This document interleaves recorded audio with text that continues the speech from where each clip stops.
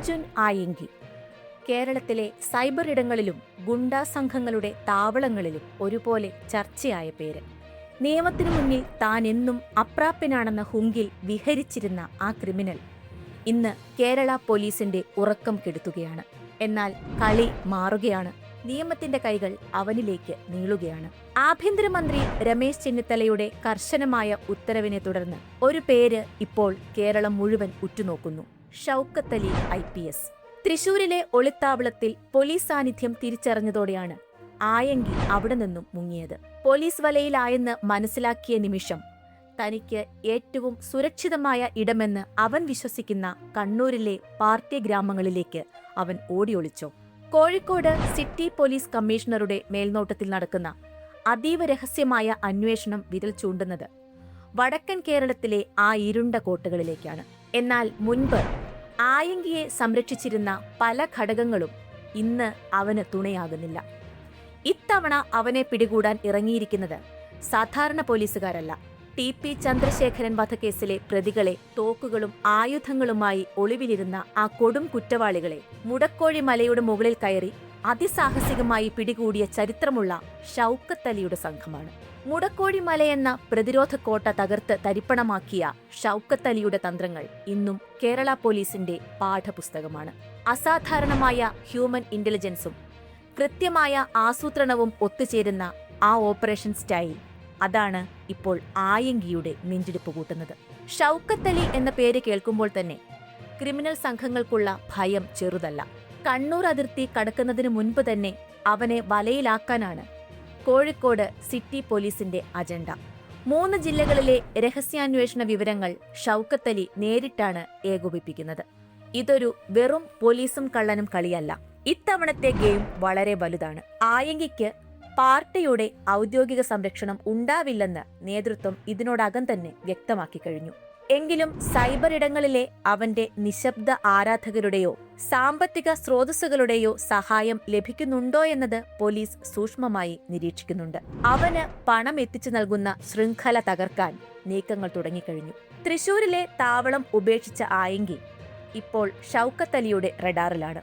ഏത് പ്രതികൂല സാഹചര്യമായാലും, ഏത് പാർട്ടി ഗ്രാമത്തിന്റെ പ്രതിരോധ മതിൽ കെട്ടിയാലും അതിനുള്ളിൽ കയറി പ്രതിയെ പിടികൂടാൻ ഷൗക്കത്ത് അലിക്ക് ഒട്ടും മടിയില്ലെന്ന് മുൻ അനുഭവങ്ങൾ തെളിയിക്കുന്നു. വേട്ടക്കാരന്റെ മണം പിടിച്ച ഇരയെ തേടിയുള്ള ആ യാത്ര തുടങ്ങിക്കഴിഞ്ഞു.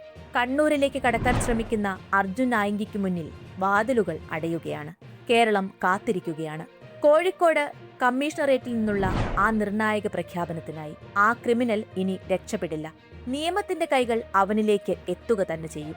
വിദേശത്ത് നിന്ന് കടത്തിക്കൊണ്ടുവരുന്ന സ്വർണം അടിച്ചുമാറ്റുന്ന സ്വർണം പൊട്ടിക്കൽ സംഘത്തിന്റെ നേതാവാണ് ആഭ്യന്തരമന്ത്രിയെ പോലും വെല്ലുവിളിച്ച അർജുൻ ആയങ്കി. ഒരു കാലത്ത് പാർട്ടിയുടെ സംരക്ഷണയിലായിരുന്നു ആയങ്കി. എന്നാൽ പാർട്ടിയെ പോലും വെല്ലുവിളിച്ചതോടെ പാർട്ടി അയാളെ കൈവിട്ടു. ഇപ്പോഴും പാർട്ടിയുടെ ലേബലിലാണ് വെല്ലുവിളികൾ. മുട്ടിനു താഴെ വെടിവെച്ചാലും മുട്ടുമടക്കില്ലെന്നൊക്കെ സോഷ്യൽ മീഡിയയിൽ പോസ്റ്റ് ഇട്ട ശേഷം ഒളിവിലാണ് ആയങ്കി. സ്വർണ്ണക്കടത്ത് മേഖലയിൽ നിലവിലുള്ള ഏറ്റവും വലിയ കൊട്ടേഷനാണ് സ്വർണം പൊട്ടിക്കൽ. കടത്തുകാർ കൊണ്ടുപോകുന്ന സ്വർണം വിമാനത്താവളത്തിന് പുറത്തുവെച്ച് തട്ടിയെടുക്കാൻ മറ്റ് അധോലോക കൊട്ടേഷൻ സംഘങ്ങൾ രംഗത്തിറങ്ങുന്നതാണിത്. കോഴിക്കോട് രാമനാട്ടുകരയിൽ ഉണ്ടായ വാഹനാപകടത്തിൽ 5 യുവാക്കൾ മരിച്ച സംഭവം സ്വർണം തട്ടിയെടുക്കാനെത്തിയ 2 പ്രാദേശിക സംഘങ്ങൾ തമ്മിലുള്ള ചേസിംഗിന്റെ ഫലമായിരുന്നു. കണ്ണൂരിലും കോഴിക്കോട്ടെ കൊടുവള്ളി കേന്ദ്രീകരിച്ചും ഇത്തരത്തിലുള്ള നിരവധി അനധികൃത ശൃംഖലകളും അനുബന്ധ കൊട്ടേഷൻ ഗ്രൂപ്പുകളും പ്രവർത്തിക്കുന്നതായി പോലീസും കസ്റ്റംസും വ്യക്തമാക്കിയിട്ടുണ്ട്.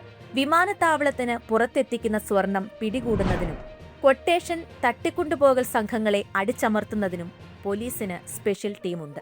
കേരളത്തിലെ സ്വർണ്ണക്കടത്ത് കൊട്ടേഷൻ റാക്കറ്റുകളുമായി ബന്ധപ്പെട്ട് അർജുൻ ആയങ്കിക്കെതിരെ നിരവധി കേസുകളുണ്ട്. 2021 കരിപ്പൂർ വിമാനത്താവളം വഴി നടന്ന വലിയ സ്വർണ്ണക്കടത്ത് കേസും തുടർന്ന് രാമനാട്ടുകരയിലുണ്ടായ വാഹനാപകടത്തിൽ 5 പേർ മരിക്കാനിടയായ സംഭവവുമാണ് അർജുൻ ആയങ്കിയെ കുപ്രസിദ്ധനാക്കിയത്. ഗൾഫിൽ നിന്ന് കാരിയർമാർ കൊണ്ടുവരുന്ന സ്വർണം യഥാർത്ഥ ഏജന്റുമാർക്ക് നൽകുന്നതിനു മുൻപ് വിമാനത്താവളത്തിന് പുറത്തുവെച്ച് തട്ടിയെടുക്കുന്ന സംഘത്തിലെ പ്രധാന കണ്ണിയായിരുന്നു ഇയാളെന്ന് കസ്റ്റംസും അന്വേഷണ ഏജൻസികളും കണ്ടെത്തി. കരിപ്പൂർ കേസിലെ പങ്കിനെ തുടർന്ന് കസ്റ്റംസ് ഇയാളെ ചോദ്യം ചെയ്യുകയും പിന്നീട് അറസ്റ്റ് ചെയ്യുകയും ചെയ്തു. മുൻപ് ഡിവൈഎഫ്ഐ അഴീക്കോട് മേഖലയിലെ സജീവ പ്രവർത്തകനായിരുന്നു. എന്നാൽ ഇയാളുടെ ക്രിമിനൽ സ്വർണ്ണക്കടത്ത് ബന്ധങ്ങൾ പുറത്തുവന്നതോടെ സംഘടന ഇയാളെ പുറത്താക്കുകയും തള്ളിപ്പറയുകയും ചെയ്തു. സൈബർ ഇടങ്ങളിൽ വലിയ രീതിയിലുള്ള ഫോളോവേഴ്സിനെ ഉണ്ടാക്കിയെടുത്താണ് ഇയാൾ ചെറുപ്പക്കാരെ കേന്ദ്രീകരിച്ച് കൊട്ടേഷൻ കടത്ത് സംഘങ്ങളിലേക്ക് ആകർഷിച്ചിരുന്നത്. 2017 അഴീക്കോട് വെച്ച് RSS BJP പ്രവർത്തകരെ ആക്രമിച്ച വധശ്രമ കേസിൽ 2024 ഓഗസ്റ്റിൽ കണ്ണൂർ അഡീഷണൽ സെഷൻസ് കോടതി ഇയാൾ ഉൾപ്പെടെയുള്ളവർക്ക് 5 വർഷം തടവ് ശിക്ഷ വിധിച്ചിരുന്നു.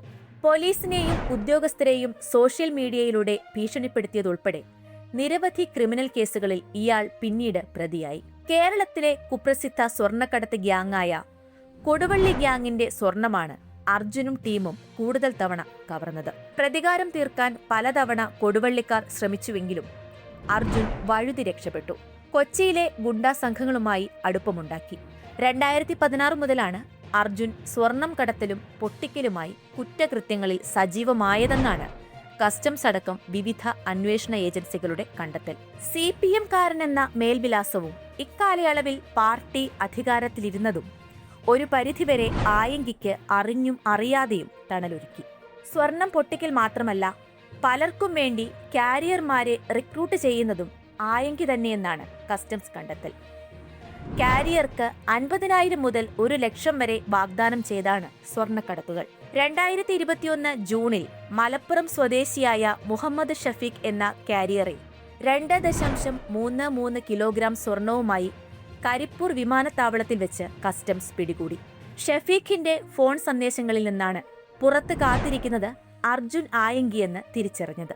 പിന്നെ കണ്ടത് ആയങ്കിയെ ചോദ്യം ചെയ്യലും കസ്റ്റംസ് പ്രിവന്റീവ് വിഭാഗത്തിന്റെ അറസ്റ്റും. പിന്നാലെ CRPF അകമ്പടിയിൽ കണ്ണൂർ അഴീക്കോട്ടെ വീട്ടിലെത്തിച്ചുള്ള തെളിവെടുപ്പ് വരെ നീണ്ടു. വീട്ടിലെ തെളിവെടുപ്പിനിടയിലാണ് സ്വർണ്ണക്കടത്തിന് ഉപയോഗിച്ച പ്രധാന മൊബൈൽ ഫോൺ വളപട്ടണം പുഴയിലേക്ക് എറിഞ്ഞെന്ന് അർജുൻ കസ്റ്റംസിന് മൊഴി നൽകിയത്. 64 ദിവസം കഴിഞ്ഞാണ് കേസിൽ ജാമ്യം കിട്ടിയത്.